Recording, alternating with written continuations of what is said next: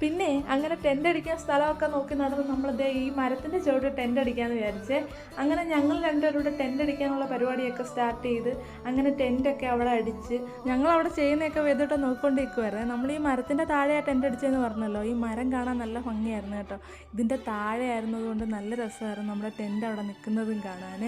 അങ്ങനെ ടെൻ്റൊക്കെ അടിച്ച് എല്ലാം വിരിച്ച് അതിൻ്റെ അകത്ത് ഞങ്ങൾ സെറ്റാക്കി കുറച്ച് നേരം അവിടെ ഇരുന്നിട്ട് ഞങ്ങൾ പിന്നെ ലേക്കിൻ്റെ സൈഡിലോട്ട് പോയി. ലേക്കിൻ്റെ അകത്താണെങ്കിൽ ഇടയ്ക്ക് മരങ്ങളും പിന്നെ അതിൻ്റെ ഇടയ്ക്കായിട്ട് ഒരു ചെറിയൊരു ഐലൻഡ് പോലൊക്കെ ഉണ്ടായിരുന്നു കേട്ടോ. അതൊക്കെ കാണാൻ നല്ല രസമായിരുന്നു. ഇതൊക്കെ കണ്ടിട്ട് ഞങ്ങൾ പ്ലേ ഏരിയയിലോട്ട് വന്ന് കുറേ നേരം വേദൂട്ടനെ അവിടെയൊക്കെ കളിപ്പിച്ചിട്ട് ഞങ്ങൾ പിന്നെ ഫുഡ് പ്രിപ്പയർ ചെയ്യാനുള്ള പരിപാടിക്കായിട്ട് വീട്ടിൽ ടെൻറ്റിലേക്ക് പോയേ. വേദുവിന് ഈ ഗ്രില്ല് ചെയ്ത ഫുഡൊന്നും അങ്ങനെ കൊടുക്കാത്തതുകൊണ്ട് ഞങ്ങൾ പുറത്തുനിന്ന് വേറെ ഫുഡൊക്കെ വാങ്ങിച്ചിട്ടാണ് വന്നത്. പക്ഷേ ഈ ക്യാമ്പിങ്ങിൻ്റെ ഒരു വൈബിങ്ങിന് വേണ്ടി ഞങ്ങൾ ഈ ഗ്രില്ലൊക്കെ പിന്നെ രണ്ടാമത് ചെയ്ത പ്ലാനാണ്. അങ്ങനെ ഫുഡൊക്കെ ശരിയാക്കി ഞങ്ങൾ ടെൻറ്റിൻ്റെ അകത്തിരുന്നാണ് കഴിച്ചത്. വെളിയിൽ കുറച്ച് തണുപ്പൊക്കെ അപ്പോഴത്തേക്ക് സ്റ്റാർട്ട് ചെയ്തിട്ടുണ്ടായിരുന്നു. എന്നാലും വലിയ തണുപ്പെന്ന് പറയാനില്ല, നമുക്ക് പറ്റിയൊരു കാലാവസ്ഥ. അങ്ങനെ ഫുഡൊക്കെ കഴിച്ചിട്ട് ഞങ്ങൾ കിടന്നേ. അപ്പോൾ ബാക്കി വിശേഷങ്ങളുമായിട്ട് ഫൈനൽ പാർട്ടിലുള്ള അടുത്ത വീഡിയോയിൽ കാണാം. അപ്പോൾ ശരി.